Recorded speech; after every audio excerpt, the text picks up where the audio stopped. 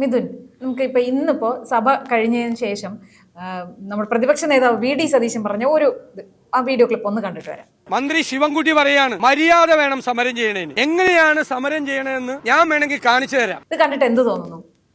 നല്ല രസകരമായ ഒരു, അതായത് പ്രതിഷേധിക്കേണ്ടത് എങ്ങനെ എന്ന് ഞാൻ പഠിപ്പിച്ചു തരാമെന്ന് പറയാൻ ഈ കേരളത്തിലല്ല, ഈ ഭൂമുഖത്ത്, ഈ ഭൂമിയിൽ, ഈ യൂണിവേഴ്സിൽ ഏറ്റവും യോഗ്യനായിട്ടുള്ള ഒരാളാണ് നമ്മുടെ വിദ്യാഭ്യാസ വകുപ്പ് മന്ത്രി വി. ശിവൻകുട്ടി. ഒരു മര്യാദയില്ല, ഒരു മര്യാദയില്ല.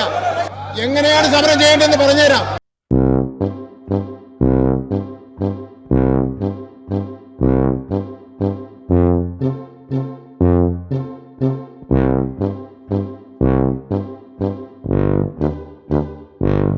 അദ്ദേഹത്തെ എങ്ങനെയാണ് ഈ മന്ത്രിസഭയിൽ വിദ്യാഭ്യാസ മന്ത്രി ആക്കിയത് എന്ന് പലരും തുടക്കം മുതലേ പറയുന്നുണ്ടായിരുന്നു. അദ്ദേഹത്തിന്റെ ഓരോ പ്രതികരണങ്ങൾ കാണുമ്പോൾ അങ്ങനെ തോന്നുമായിരുന്നു. പക്ഷെ ഇപ്പൊ ഈ പ്രതിഷേധം എങ്ങനെയാണ് നടത്തേണ്ടത്? ഇപ്പൊ വി.ഡി. സതീശൻ പറഞ്ഞത് കൃത്യമാണ്. നാട്ടുകാർ മുഴുവൻ കണ്ടുകൊണ്ടിരുന്നിടത്ത് അദ്ദേഹത്തിന്റെ അടിവസ്ത്രം പോലും കാണുന്ന രീതിയിൽ ആ നിയമസഭയെ എത്രത്തോളം നശിപ്പിക്കാൻ പറ്റും, അതാണോ ഒരു പ്രതിഷേധം എന്ന് പറയുന്നത്? അപ്പൊ അങ്ങനെ പറഞ്ഞാൽ അങ്ങനെയാണ് നമ്മൾ പ്രതിഷേധിക്കേണ്ടത്. അതായത് ഈ പ്രതിപക്ഷത്തിനെ പോലെ ഈ മാന്യമായ പ്രതിഷേധമൊന്നും അല്ല നടത്തേണ്ടത്. പൊളിച്ചെടുക്കാൻ, അതായത് എല്ലാം പൊളിച്ച് കസേരയിൽ, അതായത് സ്പീക്കറിന്റെ കസേര എല്ലാം വാരി വലിച്ച് നശിപ്പിക്കണം എന്നാണ് പറയുന്നത്. ഇനി ഇവരെ പ്രൊവോക്ക് ചെയ്യുന്നതാണോ? നിങ്ങളിങ്ങനെ മാന്യന്മാരെ ഇരിക്കേണ്ട, ഞങ്ങളെ പോലെ നിങ്ങളും അതൊക്കെ നശിപ്പിക്കാൻ ഒരുങ്ങൂ എന്ന് കൊടുക്കുന്ന ഒരു സന്ദേശമാണ്, ഒരു ഉപദേശമായിരിക്കും അത്. എന്തായാലും ഒന്നുകില് വി. ശിവൻകുട്ടിക്ക് നല്ല ഓർമ്മക്കുറവ്, ഈ അൽഷിമേഴ്സ് പോലുള്ള രോഗം ബാധിച്ചിട്ടുണ്ട്, അല്ലെങ്കിൽ അദ്ദേഹത്തിന് ഈ തൊലിക്കട്ടിയ അപാരമാണ്, അല്ലെങ്കിൽ ഇങ്ങനെ ഒരു വ്യക്തിക്ക് ഇന്നീറ്റ് ചെയ്യുന്നോണ്ട് ഇങ്ങനെ ഒരു ഡയലോഗ് സഭയ്ക്കകത്ത് പറയാൻ പറ്റത്തില്ല. അന്ന് അത് ഗുളികൻ കയറിയതായിരുന്നു. അപ്പൊ പിന്നെ ആ ഓർമ്മ കാണൂല്ലേ, ഈ കാന്താര സിനിമ അതൊരു ഗുളികൻ കയറി അങ്ങനെ കാട്ടിക്കൂട്ടിയതായിരുന്നു. അത് കഴിഞ്ഞപ്പോ പിന്നെ അതൊന്നും ഓർമ്മയില്ല ആയിരിക്കണം. കാരണം അത് കഴിയുമ്പോ അദ്ദേഹത്തിന് ബോധം പോയി വീഴുന്നതായിട്ട് നമുക്ക് ബാധമെല്ലാം കയറിയതാണ്. ബോധം പോയി വീണ് അദ്ദേഹത്തെ എടുത്തോണ്ടാണ് പോകുന്നത്. അന്ന് നമുക്കറിയാം 2015 ആ സഭയിൽ കാട്ടിക്കൂട്ടിയത് കുറെ പേരുണ്ട്. 7ഓളം അന്നത്തെ പ്രതിപക്ഷ എംഎൽഎമാരുണ്ടായിരുന്നു. ഇപ്പോഴും കേസ് നടക്കുകയാണ്. പക്ഷെ അതിനകത്ത് ഏറ്റവും അധികം ഒരു എന്താ പറയുക, നമ്മൾ ചന്തയിലും ഒക്കെ കാണുന്ന തരത്തിലുള്ള റൗഡി പിള്ളേരും ഒക്കെ തന്നെ മുണ്ടും മടയിൽ കുത്തിക്കൊണ്ട് ചാടത്തില്ലേ, അമ്മാതിരി ഒരു പ്രകടനം നടത്തിയ ഒരു വ്യക്തി ആരാണെന്ന് ചോദിച്ചാൽ അത് വാളിപ്പിള്ളേര്, അത് ശിവൻകുട്ടിയായിരുന്നു. അദ്ദേഹമാണ് നടത്തിയത്. അദ്ദേഹം ആ സഭയുടെ ആ മേശകളുടെ മുകളിലൂടെ അങ്ങോട്ടും ഇങ്ങോട്ടും ചാടുന്നു. അവിടുന്ന് ആ ഡയസിൽ നിന്നുള്ള ഈ എന്താ പറയുക, ഈ കേൾക്കാനുള്ള സ്പീക്കറുകളും മറ്റു സംഭവങ്ങളും എല്ലാം വയറുമെല്ലാം വലിച്ചെറിയുന്നു. എന്തൊക്കെ ചെയ്യാമോ അതെല്ലാം അന്ന് അദ്ദേഹം ചെയ്തില്ല.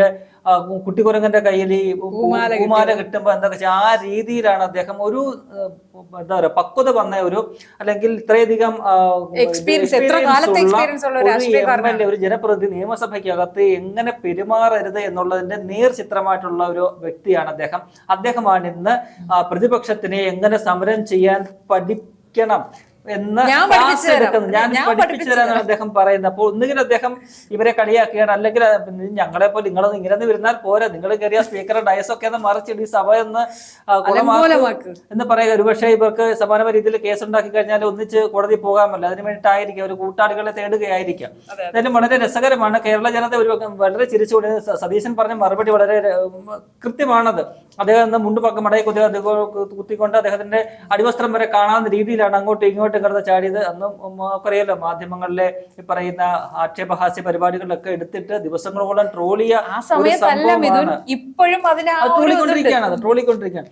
അപ്പൊ അദ്ദേഹത്തിന് യാതൊരു അവകാശവും ഇല്ല ഇതിനെക്കുറിച്ച് പറയാനായിട്ട്. ഇന്ന് അത് പറയാനുള്ള ഒരു സാഹചര്യം എന്ന് പറയുന്നത്, നമുക്കറിയുന്നത് നിയമസഭ വീണ്ടും ചേർന്ന ദിവസം പ്രതിപക്ഷം ഈ ശബരിമലയിലെ ഈ പറയുന്ന സ്വർണ്ണപ്പാളി വിവാദവുമായി ബന്ധപ്പെട്ട് കഴിഞ്ഞ ദിവസം ഒരു അടിയന്തര പ്രമേയ നോട്ടീസ് കൊടുത്തിരുന്നു, ചർച്ച ചെയ്തില്ല. അപ്പോഴേ ഇനിയിപ്പോൾ അവർക്ക് കൊടുക്കാൻ പറ്റില്ല. ഒരു സമ്മേളന കാലത്ത് ഒരു വിഷയത്തിൽ ഒരു പ്രമേയം മാത്രമേ കൊടുക്കാൻ പറ്റൂ. അന്ന് അത് അവര് നോട്ടീസിന് പോലുമുള്ള അനുമതി കൊടുത്തില്ല. അപ്പോൾ അവർ ആ വിഷയത്തിലുള്ള പ്രതിഷേധം പ്രകടിപ്പിച്ചുകൊണ്ട് ബാനറുകളുമായിട്ട് ഇറങ്ങുകയും ഈ പറയുന്ന നടുത്തളത്തിൽ ഇറങ്ങിയ സ്പീക്കർ ഡയസിന് മുന്നിൽ നിന്ന് വലിയ രീതിയിൽ പ്രതിഷേധം നടത്തി. അങ്ങനെ ഈ എന്താ പറയുക, സ്പീക്കർക്ക് ഈ പ്രതിപക്ഷത്തിന്റെ ബഹളം കാരണം, അവരുടെ ആ സമരം കാരണം പെട്ടെന്ന് തന്നെ സഭ നിർത്തിവെച്ച് പോകേണ്ട ഒരു സാഹചര്യം ഉണ്ടായി. സഭാ നടപടികൾ പെട്ടെന്ന് തന്നെ പൂർത്തിയാക്കേണ്ടി വന്നു. ആ സമയത്താണ് വലിയ രീതിയിലുള്ള പ്രതിഷേധം പ്രതിപക്ഷത്തിൽ നടക്കുമ്പോഴാണ് ഈ പറയുന്ന മന്ത്രി ശിവൻകുട്ടി അദ്ദേഹത്തിനെ മറുപടി പറയാൻ അങ്ങാണ്ട് വിളിക്കുകയാണ് സ്പീക്കർ. അപ്പോൾ അദ്ദേഹം ചാടി എണ്ണീറ്റ് എന്ന് പറഞ്ഞ ഡയലോഗാണിത്.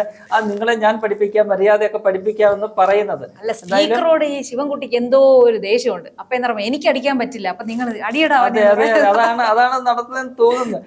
എന്തായാലും പ്രതിപക്ഷം ഇതിലൊന്നും വീണില്ല. അവര് ശക്തമായ പ്രതിഷേധം സഭയ്ക്കകത്ത് ഉന്നയിച്ചു. അവര് മാന്യമായ രീതിയിൽ തന്നെയാണ്. നമുക്കറിയാമല്ലോ പ്രതിപക്ഷത്തിന്റെ സമരങ്ങൾ എപ്പോഴും കോൺഗ്രസ് അല്ലെങ്കിൽ UDF സമരങ്ങൾ എന്ന് പറഞ്ഞാൽ അവർ സമരം ചെയ്യും, ശക്തമായിരിക്കും. പക്ഷേ ഈ രീതിയിൽ സഭയോ അല്ലെങ്കിൽ എന്തെങ്കിലും ഒരു സ്ഥാപനമോ ഒന്നും തന്നെ തകർക്കുന്ന തരിപ്പണമാക്കുന്ന രീതിയിലുള്ള ഒരു സമരത്തിലേക്ക് അവർ ഒരിക്കലും എത്ര വലിയ ഇന്റൻസിറ്റി ഉള്ള വിഷയമാണെങ്കിൽ പോലും നമ്മളൊക്കെ തന്നെ പലരും ഇപ്പോഴും ചോദിക്കുന്നുണ്ട്, നിങ്ങൾ ഈ 9 വർഷം പ്രതിപക്ഷത്തിരുന്നിട്ട് നിങ്ങൾക്ക് ഇപ്പോഴും സമരത്തിന് തീവ്രതയില്ലല്ലോ എന്ന് ചോദിച്ച് അവരെ കുറ്റപ്പെടുന്നവരുണ്ട്. പക്ഷെ അവരുടെ സമരരീതി അങ്ങനെയാണ്. കേരളം കത്തിക്കുന്ന എന്തെങ്കിലും നാശനഷ്ടങ്ങൾ വരുത്തുന്ന സമരരീതി അവർക്കില്ല.